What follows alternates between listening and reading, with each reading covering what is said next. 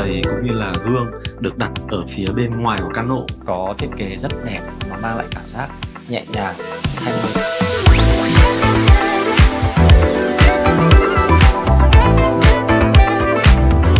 Chưa đủ tiền mua ấy, như Quỳnh ấy, thì em có thể thuê căn này. Chị nhà đang cho thuê mức giá khoảng 2.000 đô một tháng.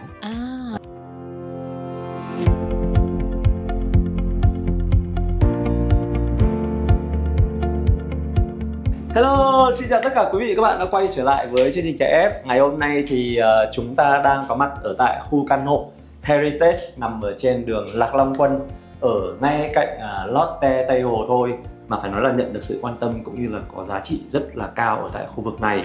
Và như mọi người đang thấy thì anh em mình vừa bước ra từ thang máy được thiết kế không chỉ đẹp mà nó còn có thiết kế rất hay nữa. Đây, bây giờ chúng ta đang đứng ở cái phần sảnh chung của căn hộ ngày hôm nay. Ở phần sảnh này nhé thì sẽ có hai căn hộ ở đây. Đây là căn nhà hàng xóm này và căn chúng ta chuẩn bị review ở phía bên này. Bất kỳ một căn hộ nào thì cũng sẽ có tủ để giày này, khu vực để đi giày, khu vực tủ decor và phần gương tích hợp với cả chuông cửa nữa. Đúng rồi, và nó thông minh ở chỗ ấy là toàn bộ những cái phần tủ giày cũng như là gương được đặt ở phía bên ngoài của căn hộ, cho nên là nó sẽ không gây ảnh hưởng đến những cái không gian ở bên trong nhà. Thiết kế phải nói là xuất sắc luôn. Rồi, ngay bây giờ thì chúng ta sẽ cùng nhau bước vào bên trong căn hộ ngày hôm nay để review kỹ hơn về những cái không gian ở trong nhà.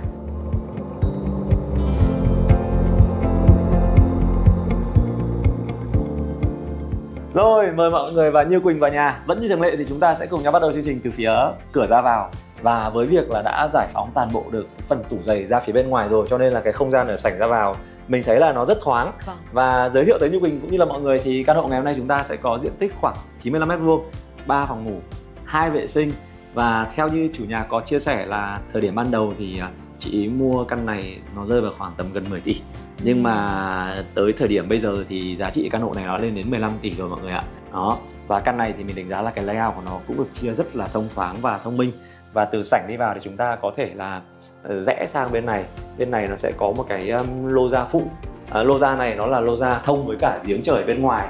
Đây, mọi người có thể quan sát thấy với việc lô ra mà thông ra cái giếng trời như này thì cái khu vực lô ra lúc nào nó cũng sẽ có không khí lưu thông ở đây. Do vậy là mình phơi quần áo ở đây thì nó cũng rất là nhanh khô, và cái lô ra này nó không tiếp xúc với cả mặt đường ở bên ngoài, cho nên là bụi nó sẽ không thể nào mà gây ảnh hưởng đến những cái gì mà chúng ta phơi ở bên ngoài này. Và như mọi người thấy thì ở ngoài lô ra chúng ta sẽ có máy giặt, máy sấy. Đấy, bố trí rất là gọn và ngăn nắp. Phải nói là căn này cái layout, nhắc lại một lần nữa nhé, là được chia rất thông minh. Và ở ngay bên cạnh khu vực lô ra này thì chúng ta sẽ có bếp. Rồi, mọi người thấy bếp ở đây như thế nào ạ? Theo mình thấy thì với một căn hộ mà nó có diện tích không phải là quá rộng mà chỉ là 95m² thôi, thì bếp có diện tích như thế này là hoàn toàn là phù hợp với cả tỷ lệ chung của ngôi nhà rồi. Và có một điểm mình đánh giá rất hay ở trong bếp này á, là nếu như mà ai mà thường xuyên nấu ăn ở nhà mà sợ là cái mùi đồ ăn nó gây ảnh hưởng đến những không gian khác ấy, thì chỉ cần làm thêm một cái hệ cửa ở đây nữa thôi là bếp nó có thể cách ly hoàn toàn so với không gian ở bên ngoài. Nhưng mà nó vẫn rất thoáng ấy, bởi vì ở đây chúng ta sẽ có một cái ô cửa nhỏ để thông ra cái khu vực giếng trời phía lô ra mà mình vừa giới thiệu với mọi người ấy. Em thấy không gian bếp này thì không phải quá rộng nhưng mà sẽ đầy đủ tất cả các thiết bị bếp và toàn thiết bị là đến từ hãng cao cấp thôi. Như là máy hút mùi này, bàn bếp này, lò nướng này, tủ lạnh. Đấy, còn hệ tủ sẽ sử dụng hệ tủ kịch trần để gia chủ có thể dễ dàng sắp xếp đồ đạc một cách gọn gàng nhất. Và cái gam màu trắng này người ta phối ở trong này thì mình cảm thấy là bếp nó cũng có một cái không gian nó cũng rộng rãi hơn, nó thông thoáng hơn đúng không? Tuy nhiên thì có một cái thiết bị ở đây anh đang không biết là nó là cái thiết bị gì, nhưng mình có biết không? Em biết, đây chính là nồi hấp, mà cái nồi hấp này thì nhà em cũng đang sử dụng luôn. Thế à? Ôi, thế thì 1 phút dành cho quảng cáo bắt đầu. Đấy, Như Quỳnh, em nói đi, em cũng đang dùng nồi hấp này đúng không? Ở nhà mà đợt tới là anh cũng đang chuẩn bị mua tặng gia đình. Để dành cho gia đình thì quá là hợp lý rồi ạ. Đây chính là nồi hấp Cuisinart này. Nhìn qua thì chúng ta sẽ thấy là sẽ sử dụng chất liệu là kính cường lực với inox 304 nên rất là an toàn khi sử dụng anh Duy ạ. Bên cạnh đó thì những cái phần khay này thì sẽ được thiết kế rời để khi mà sử dụng ấy, em hoặc là những phụ nữ trong gia đình sẽ dễ dàng lấy ra để lau chùi vệ sinh khi mà hấp xong ấy. Đấy, anh thấy không? Mà khay cũng là inox luôn, sáng bóng, đẹp nhỉ. công nghệ chính là sử dụng công nghệ hơi nước độc quyền anh Duy ạ. Nên là sẽ phun từ trên xuống, sẽ giúp tỏa nhiệt đều này. Thực phẩm cũng sẽ không bị nát. Thực phẩm sẽ chín đều đúng không? Vâng, đúng rồi. Về phần menu thì sẽ được chia theo các loại thực phẩm này cũng như trọng lượng để khi mà chúng ta sử dụng có thể dễ dàng ấn hơn. Ví dụ nhà anh Duy thì em thấy là hình như có cả mẹ, có cả nhiều thế hệ sinh sống đúng không? Trẻ con. Vâng, đấy, nên là sử dụng nồi này cũng sẽ rất là dễ dàng luôn. Có thêm một đặc điểm đặc biệt nữa, đó chính là sau khi hấp xong ấy, nếu như mà đợi các thành viên trong gia đình đi làm về hoặc là đợi khách đến chẳng hạn mà đã hấp xong rồi, nhưng sẽ có thêm một chế độ đó là giữ ấm. Đấy, khi mà chúng ta chưa sử dụng ăn luôn ấy thì thực phẩm vẫn luôn được giữ nóng và ấm cho đến khi mà dùng bữa. Đấy. Thì nồi hấp Cuisinart này sẽ được nhập khẩu chính hãng cũng như là phân phối độc quyền bởi Hateco Logistics. Và bây giờ thì chúng ta sẽ tiếp tục cùng nhau review căn hộ ngày hôm nay. Như mọi người thấy thì đây chính là phòng khách cũng như là không gian sinh hoạt chung ở trong căn hộ này. Thì thoạt nhìn đây nó sẽ là một căn hộ mang phong cách hiện đại. Tuy nhiên thì theo như chia sẻ của chủ nhà thì căn này nó sẽ là phong cách modern farmhouse, tức là nó có hơi hướng farmhouse một chút. Nhưng mà dù có là phong cách thiết kế nào đi chăng nữa thì khi mà chúng ta bước vào bên trong căn hộ này cũng sẽ cảm thấy là đây là một căn hộ có thiết kế rất đẹp. Nó mang lại cảm giác nhẹ nhàng, thanh lịch cho bất cứ ai, dù là lần đầu tiên đặt chân đến căn hộ này hay là đang ở trong căn hộ này thì đều có thể cảm nhận được rõ cái cảm giác như vậy. Em thấy layout của căn hộ này thì rất là đẹp mắt này. Như anh Duy có chia sẻ, đây là một căn hộ hơi hướng thiết kế farmhouse. Bởi vì là em có nghe chị chủ nhà chia sẻ một chút là chị đã du học bên nước ngoài từ khi còn bé và hiện tại thì sinh sống nhiều hơn ở nước ngoài. Ở bên Mỹ. Vâng, đúng rồi. Nên chị sẽ áp dụng cái phong cách farmhouse, mà một phong cách rất là nổi tiếng ở bên Mỹ để có thể áp dụng vào căn hộ này.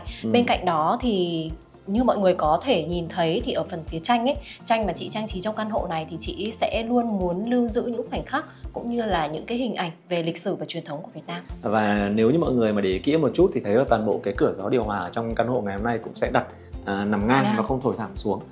Cùng với đó là hệ thống đèn cũng sẽ được thiết kế rất ý tứ, nó sẽ giúp cho cái không gian ở trong nhà nó dịu dịu, nó sáng rất là nhẹ nhàng thôi.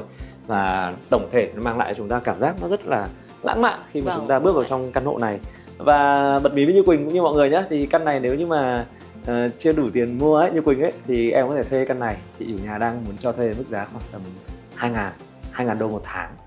Đấy, 2.000 đô một tháng cho một căn hộ có diện tích khoảng gần 100m², 3 ngủ, lại nằm ngay cạnh Lotte, Hồ Tây. Thì cái mức giá như vậy mình thấy là nó cũng phù hợp thôi. Bởi vì là bây giờ giá nhà cũng như là giá thuê nhà ở Hà Nội rất là cao. Nếu như mọi người mà tìm hiểu một chút thì sẽ thấy là đấy, cái mức giá đấy là cũng ok. Đấy, cho những ai đang quan tâm nhá, thì mức giá là sẽ là 2.000. Rồi, ở ngoài này chúng ta sẽ có thêm một cái lô ra và lan can kính ở bên ngoài nữa. Và khi mà cần phải nhìn ra bên ngoài thì mình có thể kéo rèm ra và cái lan can kính nó cũng sẽ không che chắn tầm nhìn. Đấy, nó mang lại cái cảm giác rất là thoáng cho căn hộ này. Rồi, vừa rồi là toàn bộ những cái không gian sinh hoạt chung ở phía bên ngoài. Ngay bây giờ thì nhà em sẽ dẫn mọi người và xem những cái phòng ngủ ở trong căn hộ ngày hôm nay. Với việc là bố trí các cái phòng ngủ ở trong này thì các phòng ngủ nó cũng sẽ có cái vị trí nó rất là riêng tư. Nó không kiểu gây ảnh hưởng hoặc không chịu ảnh hưởng đến cái không gian sinh hoạt chung. Giả sử nhà mà có đông người đến chơi ấy, thì không gây ảnh hưởng đến cái không gian riêng tư hơn ở trong này. Thêm một điều đặc biệt nữa, lúc đầu anh Duy có chia sẻ đây là một căn hộ 94m² có 3 phòng ngủ. Nhưng mà như mọi người có thể nhìn thấy là bây giờ chỉ còn 2 phòng ngủ thôi. Đó chính là gia chủ đã cải tạo lại không gian trở thành 2 phòng ngủ để có thể tối ưu hóa sử dụng cái không gian phòng ngủ nhiều hơn. Thế à, bây giờ anh mới biết thông tin đấy, tức là gộp lại để có một phòng ngủ to hơn, đúng không? Rồi, thì bây giờ mình sẽ dẫn mọi người vào trong cái phòng ngủ, mình đoán là phòng này đi. Theo như thông tin mà Như Quỳnh vừa chia sẻ thì đây là một căn hộ ban đầu có 3 phòng ngủ. Nhưng mà sau này được cải tạo lại chỉ còn 2 phòng ngủ thôi.